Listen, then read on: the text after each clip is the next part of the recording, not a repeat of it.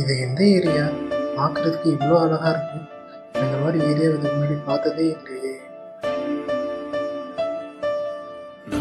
அநேகமா இதுதான் பரலோகம் நினைக்கிறேன்.